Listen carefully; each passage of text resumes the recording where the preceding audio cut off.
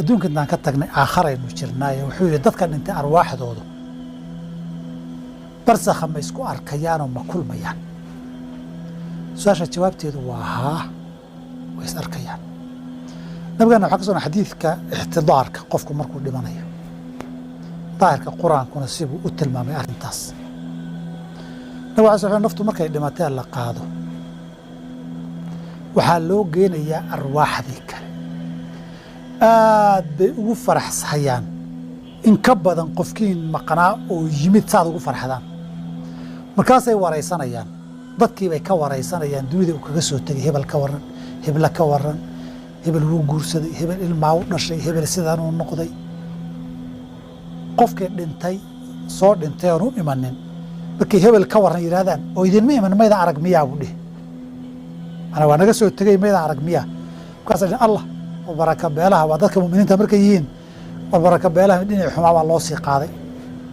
oo arwaaxdii ahlul iimaankay jannaduna way is arkayaan arwaaxdii ahlunaarkana waa la isu geynaya xadiidka qaybsi dambaa wuxuu leeyahay hadday xumaydna kuwii xumaa baa loo geynayaa saas darteed tii xumaydii kuwii fiicnaa arki maayaan qof fiican markuu soo dhintay ruuxdiisii ay timaaddo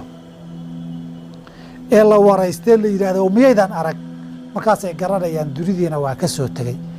kuwii wanaagsanaana uma imanin meel xun baa lala maray bay garanayaan waxay dhaheen duhiba bihi ilaa ummihi alhaawiya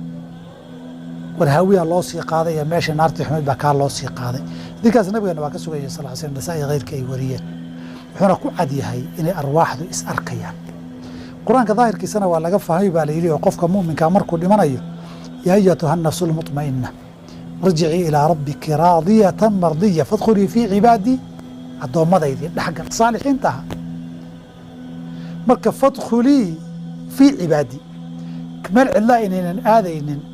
oy addoommada ilaahay loo nisbeeye saalixiintaa ku darmanaysa nafta mutma'inada baa daahirka aayadda ka muuqata xadiidkanna iyaduu fasirayaayoo qaybtiisa hore markii nafta lagu soo xaadiro ee laga qaadaya nafta mu'minada fiican ayaa ayatuha nafsu tayiba baa la dhihi doonaa sidaasaa lagu qaaday kadibna waa loo geynayaa iyo annafsu lmutma'ina irjic ilaa rabbi fadkhulii fii cibaadii labadaasaa iskeenayaa wabillahi towfiiq assalaamu calaykum waraxmat ullahi wabarakatu